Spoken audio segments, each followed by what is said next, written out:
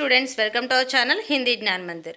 Degree Hindi స్టూడెంట్స్కి semester 2లో మనకి యూనిట్ 1 నుంచి థర్డ్ లెసన్ దోహేలు ఉన్నాయి. తులసీదాస్ దోహే కదా.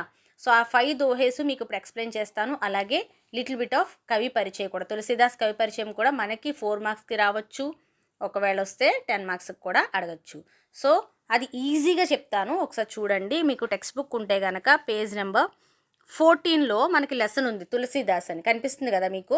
సో ఇప్పుడు అందులో అంత అవసరం లేదు, సింపుల్గా కొన్ని ఇక్కడ నేను అండర్లైన్ చేసి మీకు కనిపిస్తున్నాయి. పెన్సిల్తో లైట్గా అండర్లైన్ చేశాను, చదువుతాను చూడండి, అర్థమయ్యేలా చెప్తా. గోస్వామి తులసీదాస్ 1532 అండ్ 1623. దాన్ని ఎలా రాయాలి? గోస్వామి తులसीदास जी का जन्म 1532 में और मृत्यु 1623 में हुई. हिंदी के गौरव माने जाते हैं. वे राम भक्त थे. ఆయన చాలా గౌరవింపదగినవారు, అలాగే ఆయన రామభక్తులు. హిందీ భాషీ జనతా కో జిత్నా తులసి నే ప్రభావిత్ కియా హై.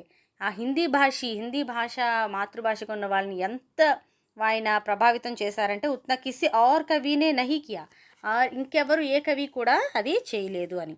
ఉన్కా రామచరిత్ మానస్ అంటే ఉన్కా ప్రసిద్ధ గ్రంథ క్యా హై? రామచరిత్ మానస్ అని రాయారు. ఉన్కా ప్రసిద్ధ గ్రంథ రామచరిత్ మానస్ హై. వే ధర్మ గ్రంథ కే రూప్ మే మాన్య హో చుకా హై. అది ధర్మగ్రంథం రూపంలో అందరింటింట పూజింపబడిందనమాట. Next coming to the third line, అక్కడ నెక్స్ట్ లైన్ లివ్ చేయండి. థర్డ్ లైన్ చూడండి. మానస్ మే తులసీనే శ్రీరామచంద్ర కా శక్తి. అందులో దేని గురించి ఎక్స్ప్లెయిన్ చేశారు? శ్రీరామచంద్రుడి యొక్క శక్తి, శీల్ ఔర్ సౌందర్య, ఆయన ఎంత గొప్పవాడు, ఆయన గుణగణాలని సమన్విత జో ఆదర్శ రూప ప్రస్తుత్ కియా హై. ఆయన్ని ఒక ఆదర్శ రూపంగా అందులో రాశారనమాట. సో నెక్స్ట్ లైన్ చూస్తే ఆయన రచనలు, ఉనికి ప్రసిద్ధ రచన ఏం అని పెట్టి వినయ పత్రిక, కవితావళి, గీతావళి, బరవే రామాయణ్, దోహావళి ఆది. అండ్ నెక్స్ట్ లైన్ చూస్తే తులసి కా ముఖ్య లక్ష్య, ఆయన యొక్క మెయిన్ గోల్ ఏంటంటే రామ్ భక్తి కా గాయన్ థా, అంటే రామభక్తిని ప్రచారం చేయడం అని. సో అంతవరకు రాసుకోవచ్చు. ఇంకా కొంత చదవగలను రాయగలను అనుకున్న వాళ్ళు లాస్ట్లో అదే పారాగ్రాఫ్లో లాస్ట్ నుంచి సెకండ్ లైన్ థర్డ్ లైన్ చూస్తే రస్, భాష, అలంకార్, చంద్, ఇవన్నీ వ్యాకరణానికి సంబంధించిన అంశాలన్నమాట. ఆదికి దృష్టి సే భీ ఉన్కా కావ్య హిందీ సాహిత్యకి అనుపమ్ నిధి మానా జాతా హై. ఆయన యొక్క కావ్యాలు హిందీ సాహిత్యానికి ఒక గొప్ప నిధి లాంటిది, ఖజానా లాంటిదని చెప్తున్నారనమాట. ఓకే, అక్కడ వరకు రాస్తే సరిపోతుంది ఆయన కవి పరిచయం. క్లియర్. అండ్ ఆయన భక్తి కాలానికి సంబంధించిన కవిని రాయొచ్చు. వే భక్తి కాలకే సంబంధిత ప్రసిద్ధ కవి హై అని రాయొచ్చు. రామ్ భక్తి శాఖకే ప్రసిద్ధ కవి హై, సగుణ శాఖకే సంబంధిత రామ్ భక్తి శాఖ అని రాయొచ్చు. సో అలా ఎక్స్టెండ్ చేసుకోవచ్చు స్టోరీ మీకు తెలిస్తే. భక్తికాల డివిజన్స్ ఆల్రెడీ సెమిస్టర్ 1లో మీరు చదివారు. సో ఒకవేళ 10 మార్క్స్కి ఇస్తే మీరు ఎక్స్టెండ్ చేసుకుని మ్యాటర్ రాయొచ్చు. 4 మార్క్స్కి ఇస్తే ఇది సరిపోతుంది. క్లియర్. సో ఇప్పుడు దోహేల్లోకి వద్దాం. నౌ పేజ్ నెంబర్ 15 చూస్తే ఫస్ట్ దోహే చూడండి. ఫస్ట్ దోహే వచ్చేసి సోయి జ్ఞాని సోయి గుని జన సోయి దాతా ధ్యాని తులసి జాకే చిత్ బయి రాగ ద్వేష్కి హాని. ఇప్పటికే చాలామంది నోట్స్ అయితే తీసుకోవడం జరిగింది. సో నోట్స్ తీసుకున్న వాళ్ళందరూ కూడా ఆ మెటీరియల్ ఓపెన్ చేసి చూడండి ఒకసారి నేను చెప్తున్నప్పుడు. ఒకవేళ నోట్స్ ఎవరైనా తీసుకోకపోతే ఇప్పుడు నేను చెప్తున్నప్పుడైనా ఒకసారి చూసుకొని నోట్ చేసుకోండి అమ్మా. ఓకే, సో చూడండి. ఫస్ట్ సోయి జ్ఞాని సోయి గుని. సో కవి పరిచయం మనకి దోహే ఇచ్చి ఫస్ట్ మనం రాయాల్సింది ఏంటి? కవి పరిచయం కదా. సో కవి పరిచయం ఏమని రాయాలి? ప్రస్తుత దోహే తులసీదాస్ జీ కా హై, తులసీదాస్ గారిది. వహ భక్తి కాలకే సంబంధిత సగుణ భక్తి ధారాకే రామ్ భక్తి శాఖకే ప్రసిద్ధ కవి హై. సో ఇప్పుడు చెప్పాను కదా, ఆయన భక్తి కాలానికి సంబంధించినటువంటి సగుణం నిర్గుణం 2 ఉంటాయి కదా. సో సగుణ భక్తి ధారలో రామ్ భక్తి శాఖకు సంబంధించినటువంటి ప్రసిద్ధ కవి, అది కవి పరిచయం రాసుకోవాలి. నెక్స్ట్ సందర్భం ఏం రాయాలి దీనికి? ఇస్ దోహే మే వ్యక్తికి జ్ఞాన और గుణం కే బారే మే బతాయా గయా హై. దేనికోసం ఇందులో చెప్పారు? ఒక పర్సన్ యొక్క జ్ఞానం గురించి, గుణం గురించి చెప్పడం జరిగిందనమాట. ఎలా? దాని భావం చెప్తాను చూడండి. ఇప్పుడు సోయి జ్ఞాని సోయి గుని. సో జిస్ వ్యక్తి జ్ఞాని హోతా హై, ఎవరైతే జ్ఞాని అవుతాడో సో ఆటోమేటిక్గా వే గుణి భీ హోతా హై, అంతే కదా, గుణవంతుడు కూడా అవుతాడు కదా. జో గుణవాన్ భీ హోతా హై और वही వ్యక్తి సమజ్దార్ హోతా హై, తనే ఇంటెలిజెంట్ కూడా అవుతాడనమాట. జో దేనేకి శక్తికో సమజ్తా హై, తను ఇవ్వడంలో ఒక శక్తి ఉంది అనేది అర్థం చేసుకుంటాడనమాట. तुलसीदास जी इस दोहे में व्यक्ति को राग और द्वेष की भावना छोड़कर मनुष्य अपने स्वभाव అంటే ఇక్కడ మనుషులు రాగద్వేషాలను వదిలేసి తన స్వభావాన్ని చాలా నీట్గా, సహజంగా, చక్కగా, అలాగే ప్రేమతో నింపుకునేలాగా ఇక్కడ మనకి సజెషన్ ఇవ్వడం జరుగుతుందన్నమాట. ఓకే, సో ఇది ఫస్ట్ దోహేకి భావం. వ్యాఖ్య ఏం రాయాలి మేడం? వ్యాఖ్య అంటే యహ దోహా ఆత్మవిశ్వాస్ और स्वाध्याय की महत्ता को बताता है. దేని గురించి చెప్తుంది? ఆత్మవిశ్వాసం, స్వాధ్యాయ్, సొంతంగా మనం తెలుసుకోవాలి, నేర్చుకోవాలి. సో ఆత్మవిశ్వాసం గురించి అలాగే మంచితనం గురించి చెప్పడం జరిగింది. అలా దానికోసం మీరు హైలైట్ చేసుకోవచ్చు వ్యాఖ్యాన్ని. ఓకే, ఇలా సందర్భ సహిత వ్యాఖ్యాన్ని మీ దోహేకి రాయొచ్చు. కమింగ్ టు ద నెక్స్ట్ దోహే. परसुख संपत्ति देखी सुनी जरही, जे जड़ बिनु आगी, तुलसी तिनके भागते, हम कह పుచ్చత్ బాగి. చూడండి, పరసుఖ సంపత్తి అది మీరు గుర్తుపెట్టుకోవాలి. అది చూడగానే ఫస్ట్ మనం కవి పరిచయం ఇందాక చెప్పాను చూసారా, అది రాస్తారు. అది రాసిన తర్వాత మీరు సందర్భం రాయాలి కదా. సో సందర్భం ఏం రాయాలి, దేని గురించి చెప్తున్నారు ఇందులో? మీకు పరసుఖ సంపత్తి అంటేనే అర్థమైనట్టుంది. ఎదుటి వాళ్ళని చూసి మన వాళ్ళ సుఖాన్ని, అలాగే సంపదని అలా చూడండి. ఇక్కడ తులసిదాస్ జీ ఇస్ దోహే మే వ్యక్తికి కర్తవ్యకే బారేమే బతాయా గయా హై. దేనికోసం చెప్తున్నారు? వ్యక్తి యొక్క డ్యూటీ ఏంటనే దానికోసం చెప్తున్నారనమాట.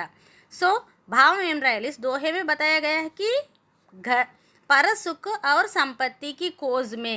సో ఈ సుఖం కోసం, సంతోషం కోసం, సంపద కోసం, కోజ్ అంటే వెతుకులాట అనమాట. ఆ వెతుకులాటలో వ్యక్తి ఏం చేస్తున్నారంట? జడబిను ఆగి ముందుకు వెళ్తూ ఏమైంది? అంధవిశ్వాస और బినా విచారకే చల్తా హై. ఏమీ ఆలోచించకుండా ఒక మూఢనమ్మకంతో మూర్ఖుల్లాగా వెళ్తున్నారు.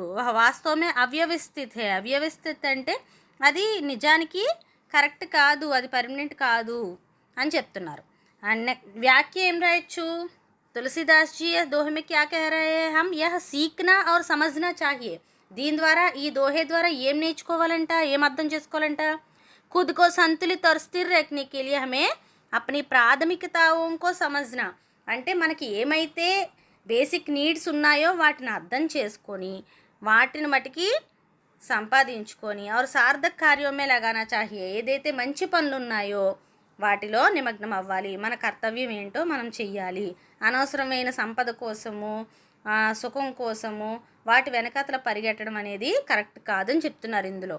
Okay, now coming to the third one. తులసి సంత సు అంబతరు. ఇది చాలామంది వినే ఉంటారు కదా, స్కూల్ లెవెల్లో కూడా చదువుకున్నారు. ఫూలి ఫలహిం పరహేత్, ఇతతే పాహన్ హనత్ ఉతితేవే ఫలదేత్.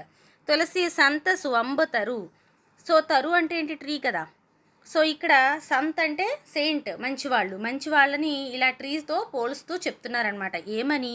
కవిపరిచయం సేమ్ రాస్తాము, సందర్భం దేని గురించి అని రాస్తాము. ఇస్ దోహే మే తులసిదాస్ జీ సజ్జనోం కే వ్యవహార్ కే బారే మే బతాయా గయా హై. మంచి వాళ్ళ వ్యవహారం గురించి చెప్తున్నారు. బిహేవియర్ ఎలా ఉంటుంది, మంచి వాళ్ళ బిహేవియర్ ఎలా ఉంటుంది అనే దాని గురించి చెప్తున్నారనమాట. సో భావం ఏంటి? तुलसीदास जी कहते हैं कि सज्जन और रसदार फलों वाले वृक्ष दूसरों के लिए फलते फूलते हैं. మంచివాళ్ళు అలాగే రస్దార్ వృక్ష అంటే చక్కగా రస్దార్ ఫల్ దేనే వాళ్ళ వృక్ష అనమాట. తీయని పళ్ళనిచ్చేటటువంటి ట్రీ ఏదైతే ఉందో వాళ్ళు ఎలా ఉంటారు? దేక్ దూసరోంకే లియే ఫల్తే ఫూల్తే హే. ఎదటి వాళ్ళ కోసం పూస్తాయి అలాగే కాస్తాయి అనమాట ఫ్రూట్స్ అవిని. క్యోంకి ఎందుకు? లోగుతో ఉన్ వృక్ష పర్ యా సజ్జనం పర్. అంటే ఆ లోగ్ క్యా కర్తే హే, పీపుల్ ఏం చేస్తారు? ఆ చెట్ల మీద మనం రాళ్లతో కొడతాం ఆ ఫ్రూట్స్ కోసం, కానీ తిరిగి ఏమిస్తాయి చెట్లు? మనకి ఫ్రూట్స్ ఇస్తాయి. అలాగే మంచి వాళ్ళు కూడా వాళ్ళకి మనం చెడు చేయాలని ప్రయత్నించినా కూడా వాళ్ళు మనకి మంచే చేస్తారు అనేదాన్ని మనం భావం కింద రాయడం జరుగుతుందన్నమాట. ఓకే, తర్వాత ఏంటి? వ్యాఖ్య రాయాలి కదా మరి. సో వ్యాఖ్య ఏం రాయాలి? విషయ హై కి క్యా సజ్జనం కే సాత్ కోయి కిత్నా హీ బురా వ్యవహార్ నా కరే. ఎంత ఇప్పుడు మంచి వాళ్ళ పట్ల ఎంత బ్యాడ్ బిహేవియర్ మనం చేసినా కూడా, సో సజ్జన్ ఉన్కే సాత్ సదా బలా హీ వ్యవహార్ కర్తే హే. సజ్జన్ క్యా కర్తే హే? వాళ్ళ పట్ల మంచి, బలా అంటే గుడ్ అనమాట, బురా అంటే బ్యాడ్, మంచిగానే బిహేవ్ చేస్తారు అని. సో నెక్స్ట్ ఫోర్త్ వన్ ఏంటి? ముఖ్య ముక్సో చాహియే ఖాన్ పాన్ కో ఏక్. ముఖ్య అంటే లీడర్ అమ్మ. ఓకే, పాలైపోసే సకల అంగ తులసి సహిత వివేక్.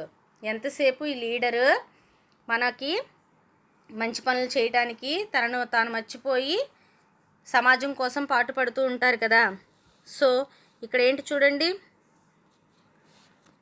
भाव क्या है कि मनुष्य अपनी मुख्य भाग को समर्पित करके साथ साथ अपने शरीर का पोषण भी संभालना जरूरी है. అంటే మనం కష్టపడటంతో పాటు మన హెల్త్ కూడా మనం సరిగ్గా చూసుకోవాలి. ఫస్ట్ ఆఫ్ ఆల్ మన హెల్త్ బాగుంటేనే ఎక్కడికి వెళ్ళి ఏ పనైనా మనం చేయగలిగేది. అదే చెప్తున్నారనమాట. ఓకేనా. ఏం చెప్తున్నారు, స్వస్థ और संतुलित जीवन महत्व को దాని గొప్పతనాన్ని ఇక్కడ మనకి బతాయా గయా హై. అంటే మన ఎలా బ్యాలెన్స్డ్గా లైఫ్ని ఎలా స్పెండ్ చేయాలి, ఆరోగ్యంగా ఉండాలి అనే దాని గురించి చెప్తున్నారు. సో అలాగే వ్యాఖ్య కూడా అలాగే రాస్తారు, వివేక్ और बुद्धि మనిషి को ఆధ్యాత్మిక దిశాకి ఓర్ లే జానే సహాయత దేతే హే. మనిషి వివేకంతో తెలివితో ఉండాలి, మంచి బుద్ధితో ఉండాలి, బలంగా ఉండాలి, హెల్దీగా ఉండాలి అనే దాని గురించి చెప్తున్నారు. Okay. Now coming to the 5th one, last one. గోధన్, గజదన్, వాజీదన్. గోధన్ గోమాత, ఆవులు, దూడలు. సో అవి కూడా ఆస్తే, ఎందుకంటే పాలిస్తాయి కదా. అలాగే గజదన్, వాజీదన్ ఆర్ రతన్దన్. గజ్ అంటే ఏనుగులు, అవి కూడా ఆస్తే. రాజుల కాలంలో గుర్రాలు, ఏనుగులు ఇవన్నీ ఉండేవి కదా, అవి ఆస్తులు. ఓకే. నెక్స్ట్ ఆయుధాలు ఉంటాయి, అవి. రతన్దన్ రత్నాలు, మాణిక్యాలు, వజ్రాలు అవి. జబ్ ఆవత్ సంతోష ధన్, వీటన్నిటి ముందు కూడా సంతోషం అనే ధనం అనేది చాలా గొప్పది అని చెప్తున్నారనమాట.